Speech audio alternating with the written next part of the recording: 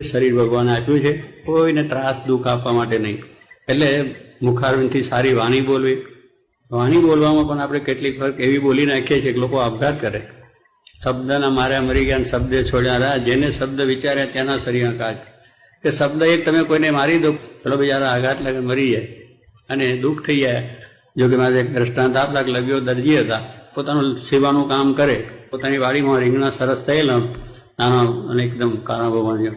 એટલે એને લાવ્યો, ઘરે જઈને કહ્યું જો સરસ સરસ મસાલો કરજે, સારામાં સારો હવેજ પૂરજે અને સારામાં સારું તું આજે હવેજનું આ રીંગણ બનાવજે. બૈરા બિચારા ડાયા હતો એટલે એને દાળ પેલી ઓળી દીધી, મગની દાળ અને રોટલા ને બધું ખાવાનું હોય.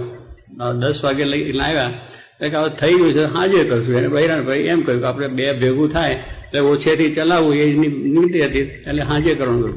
પેલા લવિયાને વિચાર ચાલે ધંધો સીવતા કે રીંગણ સારું થશે, હવે જ નાખ્યો હશે, ફર્સ્ટ ક્લાસ બનશે, બપોરે જમીશું, એ સંકલ્પ ચાલે હંચાની સાથે. એમ કરતા કરતા ટાઈમ જોયો ઘડિયાળ, 12 વાગે ઘરે ગયો, જમવા બેઠો, બૈરાએ પીરસ્યું અને રોટલો ને દાળ 2 પીરસ્યું. પછી કેટલા હવે જ બનાવ્યો કે તમે મોડા આવ્યા હતા 10 વાગે, એટલે મને વિચાર થયો કે દાળ થઈ ગઈ છે તો હાજે બનાવજો. પછી એના મનમાં એકદમ ક્રોધ આવી ગયો, કારણ કે જે પેલી રસને તમન્ના આસક્તિ રહી એટલે એમાં પછી કહી ગયું ના કરતા તો હાંકા પટેલના કુવા મરી ગયો તો હારી હતી. આવું મેં તને આવીને કહ્યું છે, શાક ને કરું. આ બોલ્યો, બહેનને ચડી ગઈ મગજ પર અને લઈને બેડું ગઈ કુવા ઉપર, ડુબાકો માર્યો અંદર પડી મરી ગઈ.